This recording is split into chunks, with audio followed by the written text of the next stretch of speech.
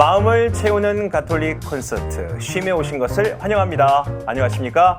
한창원 프란치스코입니다. 안녕하세요. 김수래 멜라니아입니다. 교양 있는 현대인이라면 익숙한 단어 중에 하나가 배려일 겁니다. 맞습니다. 배려심 있다, 배려를 잘한다, 배려에 감동했다 이런 말 잘 쓰는 말이죠. 그런데 자칫 나는 배려를 했는데 상대방은 전혀 그렇게 생각하지 않는 경우가 있죠. 생각해보니까 그런 것 같아요. 이 과잉 친절은 고맙다기보다는 오히려 불편하게 만들듯이 배려도 또 상대방에 따라 다르겠구나 싶습니다. 그렇습니다. 또 대부분의 친절과 배려는요, 상대방에 대한 기대를 품고 있기 마련이죠. 나는 이렇게 했는데 너는 왜 그러니? 그래서 오히려 두 사람 사이가 어긋나기도 하고요. 네, 그렇다면 배려를 잘하는 건 뭘까 좀 고민하게 되는데요. 일단은요, 솔직한 게 제일 좋죠. 배려도 친절도 마음에서 우러나오는 것이 뒤탈도 없으니까요. 네, 이 시간도 솔직합니다. 마음에서 우러나오는 생각과 걱정들 솔직하게 툭 터놓고 책 속에서 해답을 찾아보시죠. 그럼 오늘은 어떤 책과 함께 할까요? 화면으로 만나보시죠. 영의 눈과 심리학이라는 렌즈를 통해 성경을 읽다. 연세대학교 교육학과를 졸업하고 아동의 지능과 창의성에 대한 연구로 동대학원에서 박사학위를 받은 배성현 루치아 씨. 이후 연세대와 이화여대에서 학생들을 가르치고 숙명여대와 인천대학에서 과학 영재에 대한 연구를 계속하는 등 바쁜 생활을 보내던 중에 문득 신앙인으로서의 자신의 민낯을 대면하게 됐다는 그녀. 급기야 믿음의 끈을 놓지 않으려고 성경 공부를 시작했던 배성현 씨는 더불어 영성과 심리에 대한 관심으로 여러 가지 교육 프로그램을 이수하며 성경 속에서 하느님의 은총을 새삼 깨닫게 됐다고 한다. 그렇게 강산이 2번 바뀌는 시간 동안 성경과 친구하며 기쁘게 살고 있다는 그녀. 배성현 루치아를 만난다. 안녕하세요. 안녕하세요. 네, 저희 시간에 수녀님이나 신부님 아니신 분이 오시는 게 참 쉽지 않은 일인데 네, 너무 오랜만이네요. 반갑습니다. 그렇죠? 네, 교육학 전공하시고 특별히 지능과 창의성에 대한 연구도 함께 하셨다고 들었습니다. 네. 제가 보니까 우리 아이가 똑똑했으면 공부 잘했으면 하고 생각하시는 엄마 아빠들은 정말 많은 걸 궁금하게 생각하실 것 같은데 그런 말씀 많이 듣지 않으세요? 네, 아무래도 제가 교육 쪽으로 전공을 하다 보니까 그런 질문을 많이 받았습니다. 네. 저도 뭐 아이를 키우는 입장이고 하니까 그런 마음을 잘 이해를 하죠. 네. 그 연장선상이라서 그럴까요? 영성과 심리에 대해서 관심이 많으셨더라고요. 관련 교육도 받으셨다고요. 일단 심리는 제가 교육 심리학을 전공을 했기 때문에 친숙한 부분이었고요. 영성에 대해서는 제가 중년 이후에 성경을 읽으면서 자연스럽게 관심이 생겼어요. 그래서 특별히 뭐 무슨 교육 프로그램이라기보다는 영성 서적을 좀 읽고 여러 가지 성경 교육 프로그램에 등록을 해서 수강을 하면서 공부를 했습니다. 시간 내서 성경 공부하는 것도 쉽지 않은데 따로 또 이렇게 공부도 하시고 그거 하는 것 말고도 주일학교 교사도 하시고 또 네. 노인 사무위원회에서 봉사도 하셨다는데 바쁜 와중에 어떻게 그걸 다 하셨어요? 하고 싶은 것들은 참 많았는데 건강 문제로 사실은 좀 일을 포기해야지 네. 됐었거든요. 그래서 뭐 어쩔 수 없이 그 상황을 받아들이고 뭐 아이들 키우고 뭐 살림하고 성당 가고 또 뭐 성경 공부하면서 그렇게 지냈습니다. 네. 그리고 뭐 주일학교 2년 제가 봉사를 했는데요. 뭐 그거는 사실 뭐 힘든 봉사라기보다는 제가 아이들 좋아하니까 뭐 아이들하고 같이 뭐 재미있게 즐겁게 하면서 그렇게 시간을 보냈습니다. 말씀은 되게 쉽게 하시지만 그러게요. 이렇게 네. 하는 게 쉽진 않은 일이죠. 그리고 아니에요. 뿐만 아니라 또 매주 성경 모임도 하고 계시더라고요. 네, 맞습니다. 지금 제가 한 5년 전부터 저희 그룹에서 성경 공부를 하고 있는데 이제 그 과정이 끝났고 지금 일주일에 한 번씩 끝난 다음부터도 통독을 이어가고 있습니다. 그리고 또 올해부터는 제가 또 성서 봉사자로서 또 삶을 시작을 했는데요. 제가 한 반을 맡아서 지금 같이 공부하고 있습니다. 저는 성경 통독하고 성서 공부하신 분이 제일 존경스러워요, 정말. 저도 예. 하고 있어요. 아, 그러십니까? 네. 하여간 그런 내공이 쌓이셔가지고 오늘 함께 나눈 책도 쓰신 게 아닌가 그런 생각이 드는데 오늘 함께 할 책 소개 좀 해주시죠. 그동안에 제가 성경을 읽고 묵상하면서 글을 적었거든요. 네. 그 적은 글로 말씀으로 제 삶을 한번 돌아보면서 성찰한 그런 책입니다. 네. 근데 처음에는 제가 성서학자가 아닌데 무슨 성경에 관한 책을 내는지 좀 약간 부담스럽고 그래도 되나 싶은 생각이 들었는데 어느 순간에 제가 신자로서 성경을 받아들이는 것도 다른 신자들에게 또 도움이 될 수 있겠다라는 생각이 들어서 제가 용기를 내게 되었습니다. 네.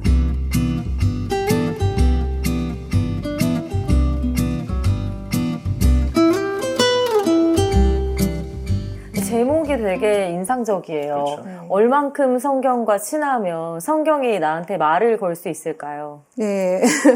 글쎄 좀 친해져야 될 거는 같은데요. 일단 귀를 기울이고 말씀을 듣다 보면 또 어느 순간에 성서에서 본인들한테 다 필요한 말들을 들려주시는 것 같아요. 저에게 들려온 말은 그 판관기에 보면 기드온이라는 사람이 있거든요. 그 사람이 하느님한테 대놓고 물어봐요.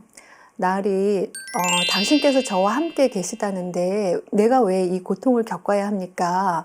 그런 질문을 하는데 저는 그 질문 속에서 그게 내가 드리고 싶었던 그런 질문이었거든요. 그래서 그 답을 성서에서 좀 찾아보려고 성서를 많이 열심히 읽었어요. 그래서 욥기도 읽고 지혜에서 또 그 복음사화에서의 치유의 장면들 그 부분에 대해서 굉장히 많이 열심히 읽으면서 저 나름대로의 답을 찾고 싶어서 이렇게 하다 보니까 어느새 제 삶에 그냥 모범 답안 정도가 시간이 좀 쌓이니까 생긴 것 같아요. 그래서 그 답안이 아무래도 이 책으로 나오지 않았나 생각이 듭니다. 근데 이 책을 또 유명한 분들이 추천사를 또 많이 써주셨어요. 네. 특히 홍성랑 신부님 저희 네네네. 프로그램도 오셨거든요. 근데 네. 그 신부님께서도 책을 읽고 동지를 얻은 기쁨을 느꼈다 이렇게 호평을 주셨습니다. 네.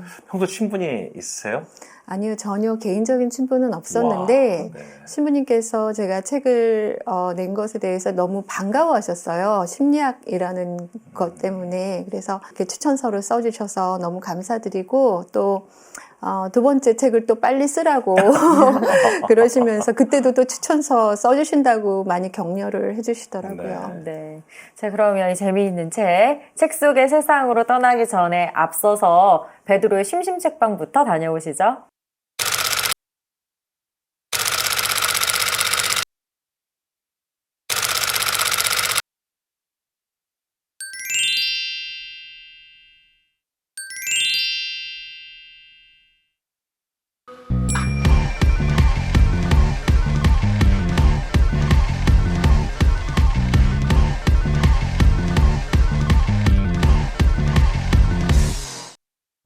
늘 똑같이 보이던 풍경도 어떤 순간 전혀 다르게 보일 때가 있죠. 또 도무지 이해가 안 되던 사람이 어떤 계기로 완전히 납득이 되는 순간이 있습니다. 대상은 그대로이지만 그걸 바라보는 내가 달라지는 순간이죠. 만약 성경 속의 한 구절 한 구절이 그렇게 새롭게 다가온다면 어떨까요? 그 놀라운 체험을 함께 나누고 싶다면 지금 이 책을 주목해 주십시오. 성경 묵상 글쓰기를 통해 지나온 삶을 되돌아보면서 자신의 삶을 더욱 폭넓게 이해하고 일생 동안 알게 모르게 받았던 상처를 치유하게 하는 책, 성경, 내게 말을 걸다. 이 책은 심리학자인 배성현 루치아가 4년여 동안 성경 공부를 하면서 배우고 이해한 내용을 깊이 묵상하며 기록한 내용인데요. 그런 과정에서 글을 쓰는 행위 자체의 치유력을 깨닫고 성경에서 발견되는 다양한 심리적인 주제를 심리학적 관점으로 명쾌하게 풀어내고 있습니다. 저는 그 중에서도 빅터 프랭클의 로고테라피라는 내용에 특히 관심이 갔는데요.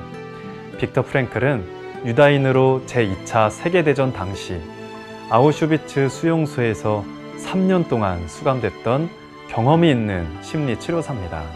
수많은 사람들이 희생되었던 그곳에서 빅터 프랭클 박사는 로고테라피라는 심리요법을 떠올렸는데요. 로고테라피란 삶의 가치를 깨닫고 목표를 설정해 어려움을 해결하는 심리치료 기법을 말합니다. 그러니까 절망만이 가득한 상황 속에서도 어떤 태도로 어떤 삶을 사느냐에 따라 문제를 해결할 수 있다는 건데요. 실제 그는 비참한 수용소 생활 중에도 하루에 한 컵만 제공되는 물의 절반을 남겨 면도를 했고요. 그 덕분에 건강해 보일 수 있어 가스실로 가지 않고 생존할 수 있었다고 합니다. 사실 사는 게 재미도 없고 의미도 없다고 여겨지면 무력해지고 쉽게 좌절하게 되죠. 이 책의 저자는 삶에 지친 신앙인들도 빅터 프랭클 박사의 로고테라피처럼 신앙인으로서의 삶의 의미를 찾으라고 말합니다.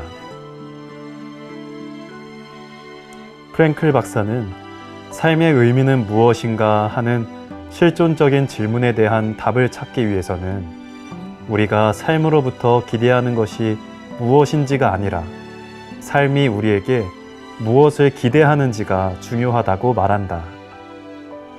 다시 말하면 내 삶의 의미를 찾기 위해서는 하느님께서 내가 어떻게 살기를 원하시는지를 먼저 생각해야 한다는 것이다.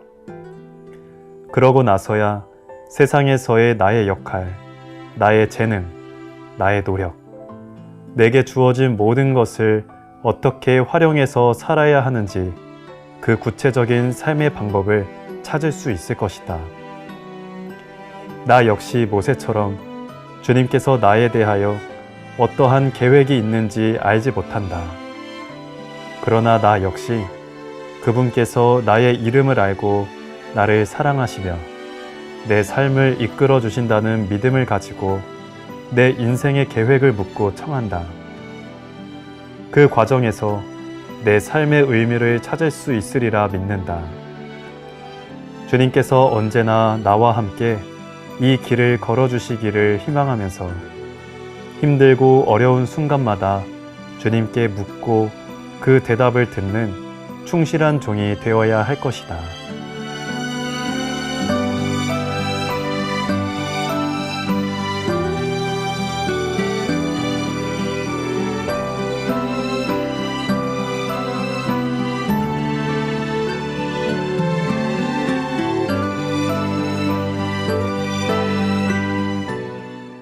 성경은 쉽게 이해하기 어려운 내용만 있는 줄 알았는데 내 마음과 꼭 닮은 여러 가지 마음들이 곳곳에 담겨 있었다는 사실. 왠지 앞으로는 조금 더 자주 성경을 들여다볼 것 같다는 기분 좋은 예감이 듭니다. 작가님, 질문이 있는데요.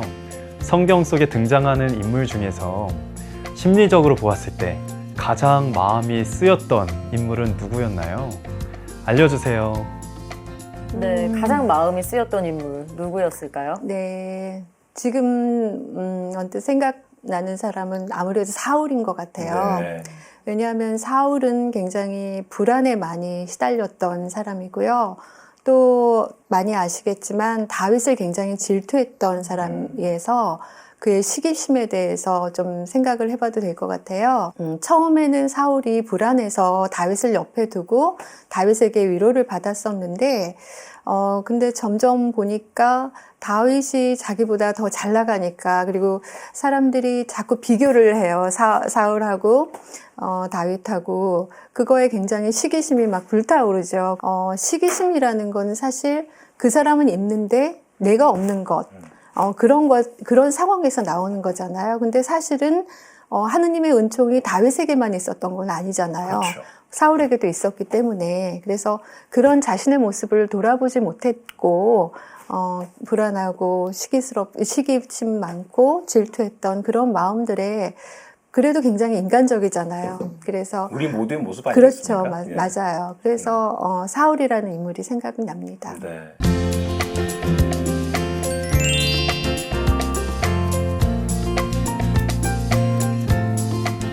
자, 그럼 책 속으로 한 걸음 더 들어가 보도록 하겠습니다.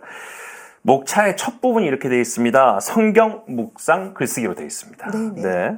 성경을 읽고 필사하는 건 많이들 하고 계시는데 여기서 말씀하신 성경 묵상 글쓰기가 어떤 거라고 생각하면 됩니까? 그냥 말 그대로 성경을 읽고 묵상하고 글로 적는 건데요. 글로 적을 때는 사실 읽는 것과는 굉장히 다른 차원의 얘기거든요. 심리학자 융도 머리가 복잡할 때는 글로 적었다고 하더라고요. 자서전에 보면은. 근데 그만큼 글을 적는 것이 심리적인 치유의 기능이 있다라는 거죠. 근데 저 같은 경우는 이 책을 내게 된 게 제가 같이 공부했던 5년 동안 같이 공부했던 그 그룹에서 일주일에 한 번씩 글을 적었거든요. 묵상 글을. 그래서 그게 이제 4년 정도 됐으니까 글이 많이 쌓였잖아요. 그래서 제가 느낀 글쓰기에 대한 느낌은 굉장히 어지럽게 실타래가 이렇게 이렇게 흩어져 있는 실타래들이 이제 가닥가닥 정리가 돼서 하나의 커다란 볼이, 그냥 단단한 볼이 만들어지는 그런 느낌이 들었어요. 그러니까 글을 적으면 굉장히 좋을 것 같다라는 생각이 들어서 묵상 글쓰기를 추천을 하고 있습니다. 네. 보통 우리가 글을 쓴다고 하면 좀 부담스러운 생각이 들기 네. 마련이잖아요. 네, 맞아요. 근데 이 책에 보면은 성경 묵상 글쓰기를 좀 쉽게 시작할 수 있는 방법도 소개하셨더라고요. 맞아요. 거의 많은 분들이 너무 어렵다고 못한다고 그렇게 하셨어요. 아주 간단한 걸 적어보는 거예요. 그냥 목차나 그냥 노트나 그런 것처럼 간단한 거를 적다가 나중에 거기에 또 역사적인 배경에 대해서 또 공부를 좀 해보고 묵상 시간도 늘려주고 그렇게 하면 되는데, 근데 너무 오랫동안 생각을 해가지고 막 그 생각의 결과를 적어야 되겠다 그렇게 하는 것보다는 그냥 문득 떠오르는 생각, 그렇죠. 그런 거 있잖아요. 그런 것도 그냥 적는 것도 도움이 될 것 같아요. 그래서 처음 그게 좀 쌓여야 되거든요. 그래서 그 글이 쌓이게 되면 그 쌓인 만큼 그 글을 쓴 자기에 대한 신뢰감이 생기거든요. 그래서 그게 어느 정도 선순환이 되는 것 같아요. 그래서 처음부터 너무 어려워요, 못해요. 그거보다는 일단 좀 쓰면서 규칙적으로 목표를 가지고 쓰면 좋을 것 같아요. 사실은 묵상하면서 글 쓰는 걸 남이 읽어주기 위해서 쓰는 건 아니잖아요. 네, 맞아요. 내가 내 글을 읽는 네, 거기 때문에 네. 내 느낌을 그땐 내가 그런 느낌이었구나 네네. 라고 나한테 말을 걸 때 쓰는 거라. 네네. 그 말씀이시죠? 그렇기 때문에 가장 중요한 거는 진실하게 쓰는 거죠. 그렇죠. 그래야 나중에도 그 마음이 읽히니까, 그리고 오래 기억할 수 있어요. 저는 책에서 어떻게 표현을 했냐면 텅 빈 종이는 자아의 전쟁터다라는 와. 표현을 했거든요. 네. 그게 의미가 글을 쓰려고 하면 그 안에 내면의 여러 가지 문제점들이 사실은 수면으로 떠오르고 다 올라오거든요. 떠오르죠. 맞습니다. 그렇기 때문에 다들 어려운 일이고 다 힘들어요. 그래서 그렇지만 그 글 쓰는 거를 심리학과 연결시킨 이유가 거기서 나오시는 네, 거예요. 네, 그렇습니다. 코로나 기간이 있었잖아요. 그래서 개인적으로 시간이 너무 많고 성경 공부가 중단이 된 거예요. 그래서 제가 그동안에 썼던 글들을 차분히 읽어보니까 거기서 아무래도 제가 그 교육 심리학을 공부를 했기 때문에 거기에 심리학적인 렌즈를 가지고 성경을 봤던 게 이렇게 보이더라고요. 그래서 그거를 주제별로 정리를 해봤어요. 그래서 그 부분들이 어떻게 생각하면 성경을 좀 친숙하고 새롭게 읽는 데 도움이 되지 않을까 하고 목차별로 묶어본 겁니다. 네. 네, 저희도 오늘 선생님과 함께 성경 묵상 글쓰기를 좀 들여다보면 좋겠다 싶은데, 책에서 선생님께서 또 이렇게 말씀하셨어요. 자기의 무의식을 들여다봐야 한다. 네, 이건 또 어떤 맞습니다. 의미인가요? 우리 신앙의 기본은 사실 눈에 보이지 않는 것을 믿고 희망하는 거잖아요. 그렇습니다. 예, 그렇기 때문에 우리의 눈에 보이는 의식이라는 것은 어떻게 생각하면 정신분석 학자들이 빙산의 일각이라고 표현한 것처럼 아주 작은 부분에 지나지 않을지도 몰라요. 그 안에 무의식적으로 굉장히 우리를 지배하는, 억압하는 아주 거대한 세력이 있는데, 그것에 대해서 우리가 이해하지 않고는 우리 전체의 자신의 모습을 바라볼 수가 없잖아요. 그래서 그 안에 있는 어떤 어두움들, 그림자들, 슬픔이라든지 트라우마, 그런 것들을 읽어내고 또 그런 무의식적인 것을 감추기보다는 드러내면서 달래고 다루어야지 우리가 자기의 온전한 의식을 찾을 수 있을 것 같아요. 본인을 발견하기 위해서라도 성경을 읽고 묵상을 하는 게 도움이 된다. 네, 그 그렇죠. 말씀이시죠? 네네. 네.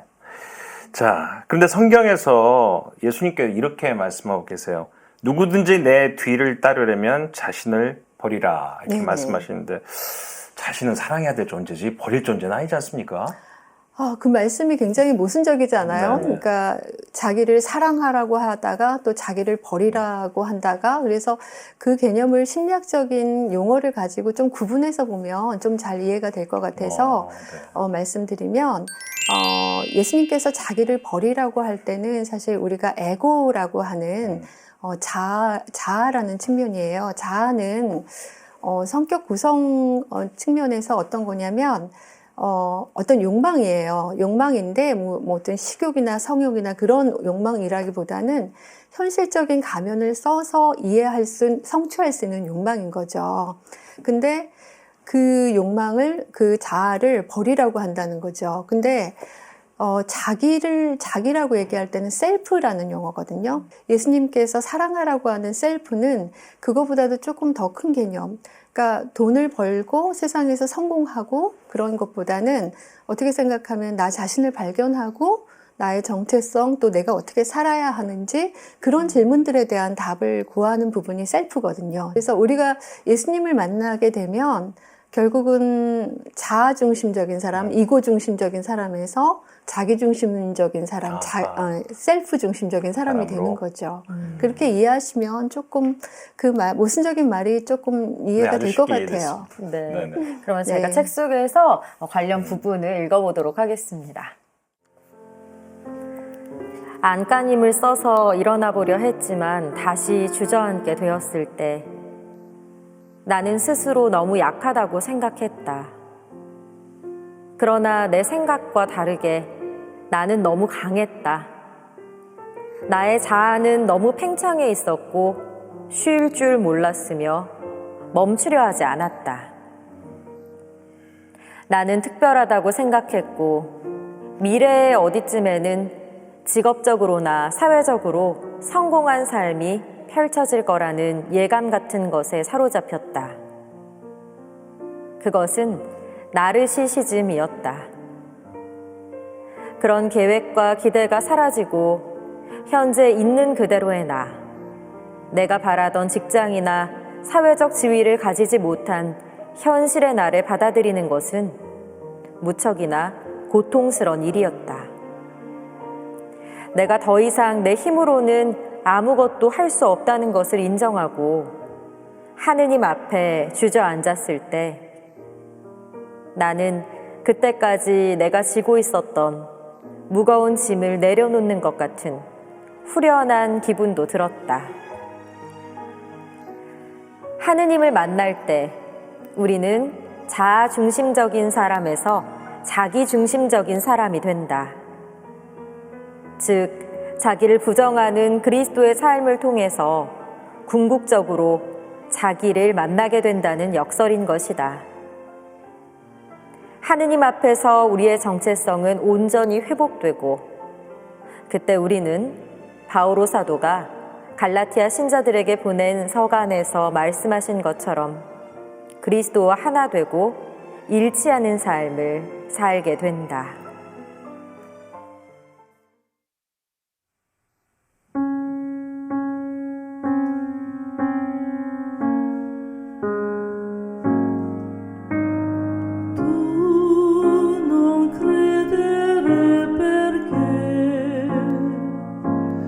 Questa crudità di parole ha visto in me solo quaglia che mi metta anch'io alla tua catena. Se attraverso la città questa ipocrita tua città, il corpo mio che possa tradirai è un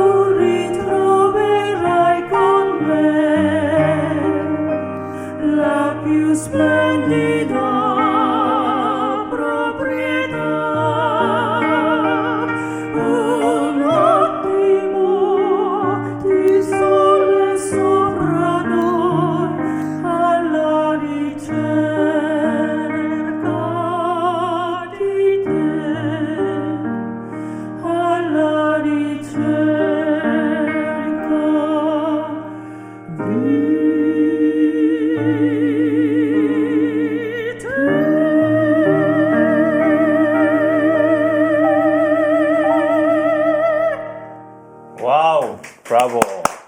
브라보, 브라보, 브라보. 이야. 와우. 네, 너무 잘 들었습니다. 두 분의 하모니가 정말 대단합니다. 저는. 감사합니다. 네, 화음 너무 좋고요. 여전히 두 분이 함께 활동하고 계시죠? 네. 네.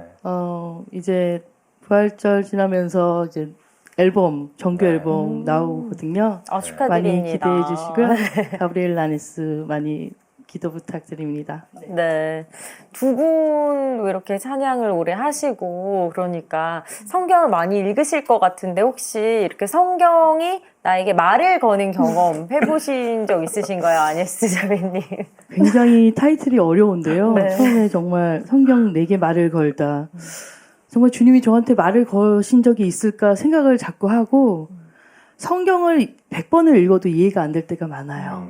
근데 정말 고달프고 힘든 날 미사를 갔는데 그날 말씀이 정말 새겨 듣지도 않았는데 어느 날 그 말이 저한테 하는 말 같은 때가 많았어요. 근데 100번을 제가 들으려고 해도 저한테 들어오지 않던 그 성경 말씀이 어쩌다 지나갔다가 제가 힘든데 읽으려고 하지 않았을 때 그때 들어올 때가 있거든요. 네. 그때가 정말 진정하게 제가 필요한 말씀이구나 할 때가 많았거든요. 그래서 제가 항상 생각에 성경을 읽고 그 안에서 답을 찾자 하는데 그게 생각대로 안 될 때가 많아요. 말씀 중에 저는 항상 마태복음 23장 12절에 누구든지 자신을 높이는 이는 낮아지고 자신을 낮추는 이는 높아진다는 말을 새겨 들으면서 살려고 노력을 하는데 제 자신을 낮출 때마다 점점 제가 낮춰지는 저를 낮춰지고 저한테 절망적인 저의 어떤 그 바닥의 모습을 인간으로서의 삶을 볼 때요. 그럴 때는 저 말씀이 정말 과연 저한테 그게 맞을까 할 때가 많아요. 근데 주님이 항상 저는 사랑을 중요시하고 그 사랑을 배우려고 노력하면서 살고 있는데 인간의 모습으로서 그게 제가 안 될 때가 참 많더라고요. 근데 무언의 대화로 저 자신을 높여주실 때가 많아요. 말씀으로서도 많지만 아무 행동과 말이 필요 없었는데도 제 자신이 우연치 않게 저를 높여주시는 때를 제가 몇 번 경험하고 나서는 주님이 저를 봐주시고 계시구나. 성경 말씀이 옳구나. 그런 걸 느끼면서 가끔 정말 남몰래 눈물 흘릴 때도 있었거든요. 그래서 100번을 읽고 또 한 번의 기회에 들어올 때도 성경은 정말 우리에게 필요한 그런 말씀이다. 라는 걸 느꼈습니다. 네. 100번을 읽으셨으니까 들리시는 거죠. 말이 예. 100번이죠? 예, 두 분의 그 이름이 가브리엘라 아네스, 그래서 합해서 가브리엘 라네스 이렇게 말씀하시는데, 감사합니다. 예, 앞으로 또 저희 방송에 노래가 한 곡 더 남아 있죠. 네. 마지막까지 함께 해주세요. 고맙습니다. 고맙습니다. 자, 그럼 본격적으로 성경 속 심리 현상 이야기를 나눠볼까 합니다. 우리 중에 누구, 나는 한 번도 힘들어 본 적 없다 하는 사람이 있을까요? 그런 사람 아마 없을 것 같은데요. 그럴 때, 우리는 사무엘기 상권에 나오는 한나처럼 침묵 중에 하느님께 우리가 마음을 털어놓아야 한다고 말씀하셨어요. 네. 교수님 힘들 때 어떻게 하세요? 왜 힘들었나를 생각하면서 어떤 사람 때문에 내가 힘드나 막 이렇게 생각하죠. 네. 저는 힘들면 그냥 성당에서 미사 보고 그냥 앉아 있어요. 와. 근데 성당 미사 끝나고 나면은 앉아 계시는 분들 되게 많잖아요. 네. 근데 그런 마음으로 그냥 뭐 오랫동안, 어떨 때는 오랫동안, 어떨 때는 잠시 좀 앉아 있는데 그게 하나가 우리한테 그런 모습을 지금 보여주고 있잖아요. 근데 하나의 모습을 보니까 어떤 심리적인 과정이 저한테는 어떻게 보이냐면, 테메노스라는 게 있거든요. 그거는 연금술에서 나오는 개념인데, 어떤 그릇이에요. 그릇에서 신에게 바쳐드는 그릇인데, 거기 안에 납을 넣고, 그 그릇을 밀봉을 해요. 그래서 가열을 하면 어느 정도 시간이 지나면 그게 납이 금이 되는 그런 개념인데, 저는 하나가 그 앞에 테메노스 심리적인 그릇이죠. 거기에 자기가 아기를 못 낳는 여인이었으니까 굉장히 서러움이 많았겠죠. 무시도 당했었고 슬픔도 있었겠고 그런 어떤 부정적인 마음들을 다 거기에 담아놓고 그냥 거기 위에 올려놓고 그냥 앉아있는 그런 모습으로 생각이 되거든요. 저도 힘들 때 마찬가지고요. 그렇게 되면 그 안에 뭐 많은 어려움들이 그 안에 다 들어가 있으니까 나는 편해지는 거죠. 그렇게 할 때 그게 밀봉이 그릇이 깨지거나 아니면 밀봉이 풀어져가지고 김이 새면 안 돼요. 우리 김이 새면 안 된다는 말 있잖아요. 그렇죠. 그렇게 되면은 납이 금이 되지 않거든요.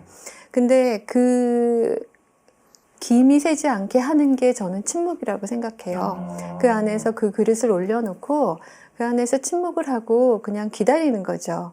그래서 어느 정도 되면 하나는 애를 얻었잖아요. 그 금이 만들어진 거죠. 어떻게 생각하면. 그래서 저는 힘들 때 그냥 그 안에 힘든 그릇이 있다 생각하고 그 안에 모든 것을 담고 그 안에서 그냥 기다리는 그런 한나의 모습으로 그렇게 지냅니다. 네. 그게 금이 안 된 이유가 침묵하지 않아서 그렇구나. 아무래도 많이 배웠습니다. 김이 새가면 안 되니까. 네. 네. 그 안에서. 사실 괴롭거나 힘든 일은 빨리 잊어버리면 좋긴 하죠. 네, 맞아요. 하지만 근데 그런 일일수록 참 빨리 잊기가 어렵습니다. 네, 맞아요. 예. 좋은 일은 긴장 상태가 풀어져서 기억을 안 하는 거죠.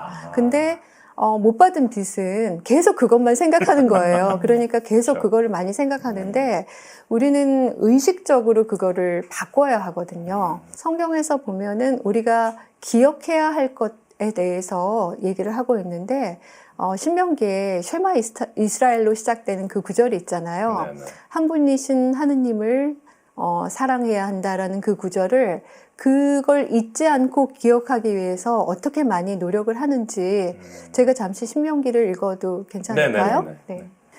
너희는 집에 앉아 있을 때나 길을 갈 때나 누워 있을 때나 일어나 있을 때나 이 말을 너희 자녀들에게 거듭 들려주고 일러주어라. 또한 이 말을 너희 손에 표징으로 물고 이마에 표지로 붙여라. 그리고 너희 집 문설주와 대문에도 써 놓아라. 중요한 거는 이렇게 노력을 많이 해서 기억을 해야 합니다. 그러니까 좋은 일을 노력을 많이 해서 감사한 일 기억해야 하고 또 못 받은 빚은 그냥 잊어버리는 게 좋고요. 네. 우리의 기억의 법칙을 거슬러야 되는 것 같아요. 의식적으로 많이 노력을 해야 됩니다. 네. 또 현대인들은 불안하지 않은 사람이 없다고 할 정도로 불안을 많이 느끼는데요. 네, 우리가 이 맞습니다. 성경 속에서도 불안을 잠재울 수 있는 방법을 찾을 수 있을까요? 제가 불안 수준이 좀 저도 높기 때문에 성경에서 찾아보면 에스테르기에서 에스테르 왕비가 유대인이면서 페르시아에서 왕비로 지내잖아요. 자기 신분을 속이고 그렇기 때문에 그 상황 자체가 굉장히 불안한 상황이에요. 근데 불안하고 힘들 때마다 하느님한테 기도를 드리는데 저는 그 에스테르의 기도가 참 좋은 것 같아요. 그래서 제가 불안할 때는 그 구절을 좀 찾아 읽고 우리가 일반적으로는 왜 마태복음에서 예수님께서 세상을 떠나면서 우리에게 해주신 말씀 있잖아요. 세상 끝까지 너희와 함께 있겠다라는 그 말을 마음속으로 많이 새기고 있으면 그 불안을 좀 잠재울 수 있지 않을까 생각합니다. 네. 사실 누군가를 미워하거나 시기하면 사실 내 마음이 제일 괴롭습니다. 근데 참 더 복잡한 건 그렇게 미워하고 시기한 사람이 내 눈앞엔 더 많이 나타나고 많이 맞아요. 기억되거든요. 네. 어떻게 하면 좋을까요? 미움하고 시기심하고 좀 분리해서 생각을 하시면 좋을 것 같아요. 어떤 사람이 그냥 원인이 없이 너무 믿거나 싫거나 그럴 때는 사실 심리적인 과정에서는 거기에 투사가 작용된다고 봐야 될 것 같거든요. 그 안에서 아마 자신의 모습이 있을 거예요. 자기가 싫어하는 자신의 모습을 그 사람이 가지고 있을지 모르거든요. 그래서 그거는 투사일 것 같고 시기심은 아까 베드로 신부님이 말씀해 주셨던 그 부분에서 말씀드렸는데 그 사람이 없는 것을 그 사람이 있는 것을 내가 가지고 있지 않은 거거든요. 그 상황이 조금 다르잖아요. 그러네요. 그런 경우에도 자신을 돌봐야 돼요. 왜냐하면 자기가 정말 가지고 있지 않을까? 자기가 가지고 있는 고유한 가치, 오히려 그거를 보고 그거에 감사하고 진정으로 그렇게 느끼면 그런 시기심이 조금 수그러지고 좀 덮어지는 것 같아요. 책을 읽으면서 또 공감됐던 부분이 있습니다. 공동체에 대한 치유 네. 부분이에요. 네네. 제 주위 분들도 그래서 한 번씩 저한테 제가 기도해 드릴게요. 네. 제가 걱정 많이 해드립니다. 근데 사실 저는 개인적으로 생각하면 정말 그분이 기도를 해주실까 생각도 네, 있고 네. 그분이 해주신 기도가 그렇게 효과가 있을까 이런 생각도 많이 하게 됩니다. 책에서는 서로를 위해 기도해주는 공동체가 있다는 게 큰 은총이다 네, 이렇게 맞습니다. 말씀하셨는데 선생님께서는 그런 경험이 직접 있으세요? 지금도 그 경험을 하고 있는 것 같아요. 네. 제가 오늘 나오는 거 좀 긴장을 하니까 저랑 같이 공부했던 그 공동체 그 반원들이 사실 오늘 통독하는 날이거든요. 그래서 오늘 여기 나오느라고 못 갔는데 저를 위해서 기도해 주겠다 그렇게 말을 했어요. 근데 저는 항상 그 그룹에서 기도를 굉장히 많이 받았고 그 안에서 다른 분들을 위해서 기도를 많이 했어요. 아까 교수님 말씀하신 것처럼 다른 사람을 위해서 열심히 기도를 해본 사람이어야지 다른 사람이 나를 기도해 준다라고 했을 때 믿음이 가고 그 기도의 힘을 알거든요. 그렇구나. 예, 네. 그렇습니다. 그래서 심리학자 아들러 같은 사람은 사실 인간이 개인의 삶보다는 공동체의 삶이 먼저라고 얘기를 했어요. 그런 의미에서 우리는 나의 기도보다도 우리의 기도가 먼저라고 생각이 되거든요.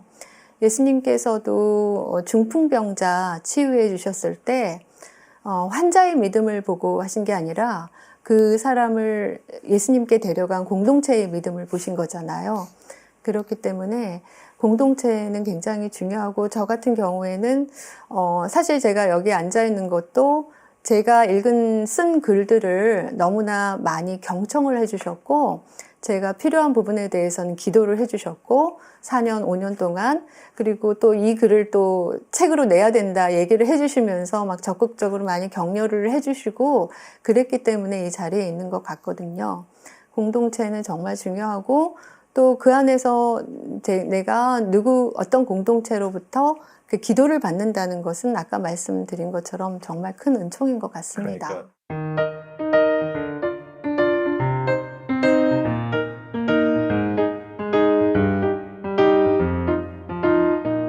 자, 저희 프로그램은요, 저자가 책 속의 한 구절을 직접 읽어주시는 코너가 있는데요. 한번 읽어주시겠어요? 아, 네. 맞습니다.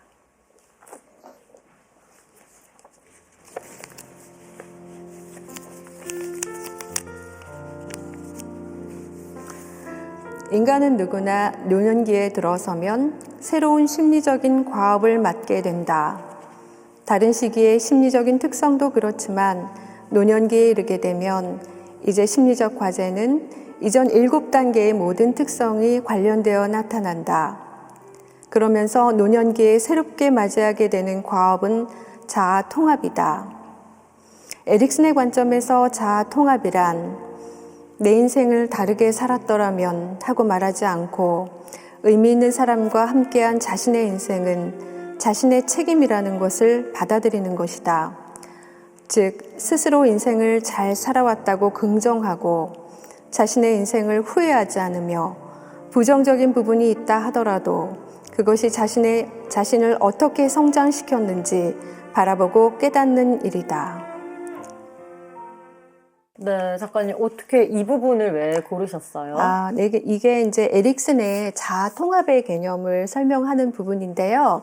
이 부분이 사실 노년기에 해당하는 부분이에요. 제가 아직 노년기는 아니지만 제가 이 시점에서 제 인생을 보니까 아쉬웠던 부분이 있고 좀 부족했던 부분들이 있는데 사실 그 부족했던 부분들이 또 다른 쪽에서 성장하는 계기가 되었던 실제적인 저의 느낌을 잘 반영해주는 부분이고 또 다른 분들도 한번 자신의 인생을 그렇게 돌아보면서 같이 느끼셨으면 좋겠다는 생각에 선택을 했습니다. 네. 자, 책에 말씀하신 것처럼 에릭 에릭슨의 발달 이론에 있다는 심리치료법에 소개가 되어 있습니다. 네네. 에릭 에릭슨 관련 책은 저희 프로그램에서도 다룬 적이 있었죠. 네. 네. 선생님께서 왜 이분의 발달 이론에 관심을 갖게 되셨는지 알고 네. 싶습니다. 에릭슨 이론이 원래 심리 발달 이론에서는 굉장히 중요한 이론이에요. 왜냐하면 그 이전의 프로이드 이론 같은 경우에는 우리 인간이 그냥 한 애들 정도 되고 이제 어느 정도 크면 성격이 결정되고 변하지 않는다고 생각했거든요. 근데 에릭슨의 관점에서는 성인이 되어도 또 중년기, 장년기, 또 노년기에 대해도 성격이 발달하고 발달한다는 건 변화할 수 있다라는 거죠. 성격이 변화하면서 발달할 수 있다는 걸 인정한 이론이기 때문에 굉장히 중요하고 또 중요한 것 자체가 그 관계, 거기에서 성장하는 그 개인이 혼자 성장하는 게 아니고 주변의 사회적인 관계를 통해서 성장을 하게 되는데 그 관계가 점점 발전한다는 것이 더 커지고 그래서 사회적인 관계를 정말 중요시 여겼기 때문에 좋은 이론으로 평가가 되고 있습니다. 네. 네. 특히 노년기에 대한 내용을 주의 깊게 읽는 분들이 많지 않을까 네, 싶은데요. 네. 선생님도 또 아버님을 돌보면서 네. 실제로 이 노년기에 대해서 생각이 또 많으셨을 것 같아요.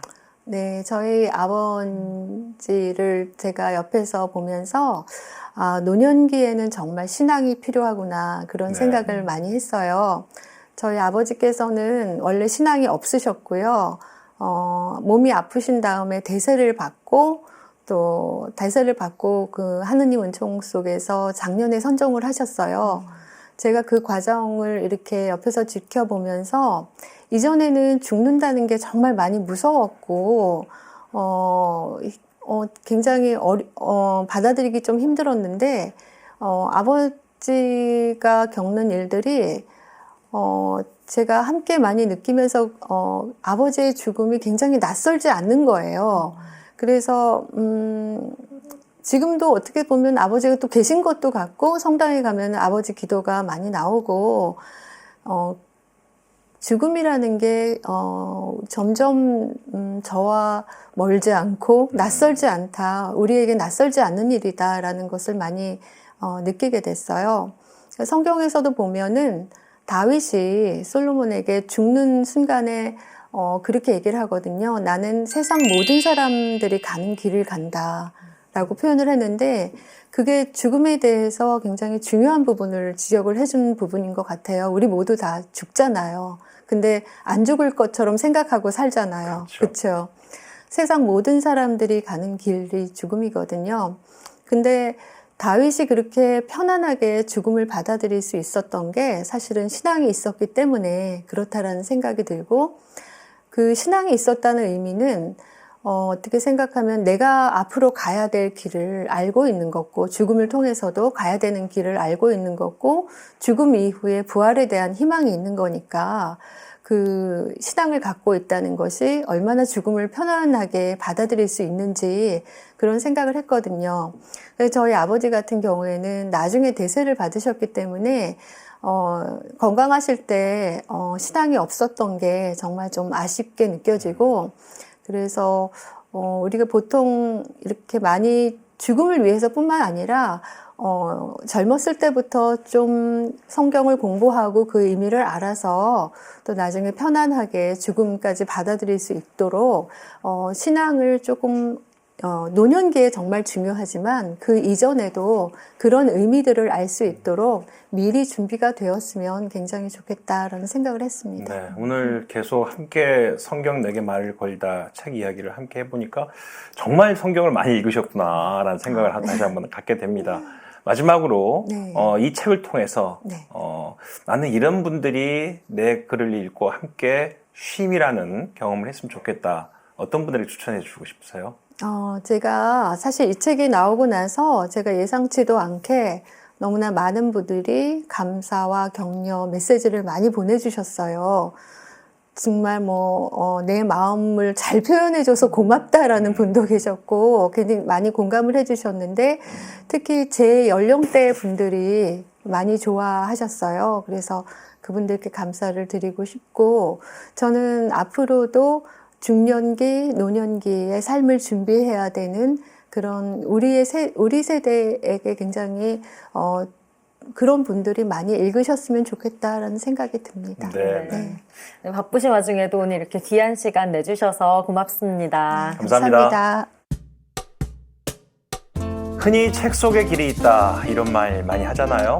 오늘 저자와 함께 하다 보니까 진짜 맞구나 싶습니다. 네, 특히 우리 그리스도인들에게 성경만큼 좋은 길잡이는 없죠. 네, 오늘 함께한 책이 성경과 더 가까워지는 징검다리가 됐으면 좋겠다 싶습니다. 끝으로 한창환 교수님이 읽어드리는 성경 내게 말을 걸다 한 구절과 찬양사도 가브리엘라 네스의 노래 전해드립니다. 오늘도 함께해 주신 여러분 고맙습니다.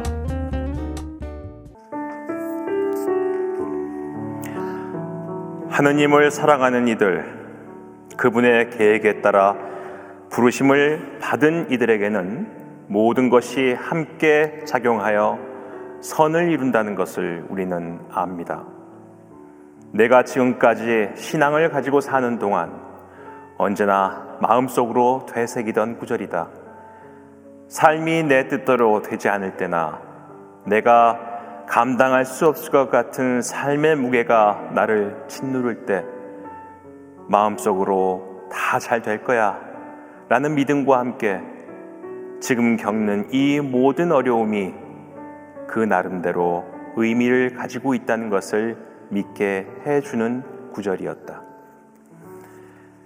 나의 약함과 부족함은 하느님께서 나에 대해서 가지고 계셨던 계획의 일부였으며 그것이 지금 내 삶을 더 풍요롭게 그리고 하나님의 말씀을 가까이 하며 살게 된 계기가 되었다. 힘들었던 기간에 봉사를 통해서 내가 하느님의 일에 유용하게 쓰일 수 있음을 알게 해주셨고 내게 허락하셨던 지식과 경험이 하느님의 이 일을 추진하는 데 바탕이 되도록 하셨다. 꾸준히 열매 맺는 삶을 위하여 부족한 나를 이끌어주시는 하느님을 느낀다. 나약한 육신으로 죄를 입고 있는 인간은 우리에 대한 하느님의 계획을 잘 알아차리지 못하고 때로는 알기는 하지만 게으름과 불신으로 그 길에서 자꾸 벗어나려 한다. 주어진 길 위에서 최선을 다해 나에 대한 주님의 계획을 이루려 성찰하고 노력하는 삶을 사는 것이 내게 주어진 사명임을 알고 있다.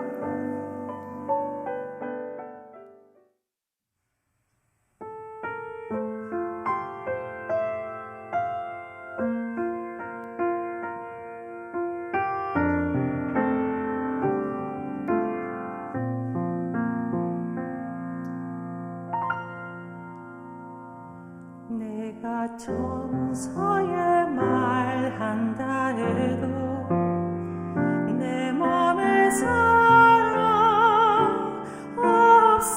없으면 내가 참 지식과 믿음 있어도 아무 소용 없으니 산 위로 믿음이 있어도 나 있는 모든 것 줄지라도 나 자신 다 주어도 아무 소용없네 소용없네 사랑은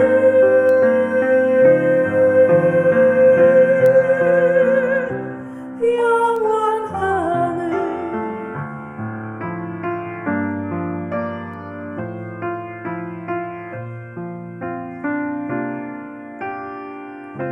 사랑은 온유하며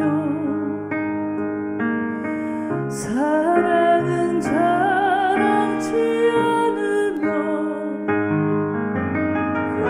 교만하지 아니하며 우리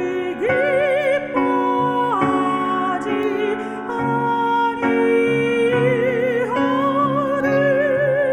내가 좋은 사랑해도 내 맘에 사랑